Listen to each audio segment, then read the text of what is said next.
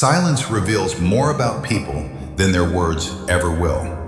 People test your confidence before they respect it. The moment you stop chasing people, you start understanding them. Weak minds react instantly. Strong minds observe first.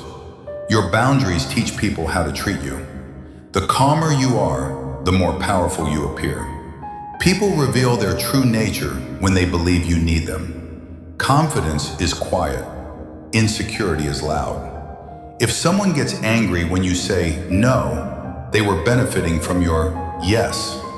Understanding people deeply often leads to enjoying solitude. Respect is not demanded. It is built through behavior.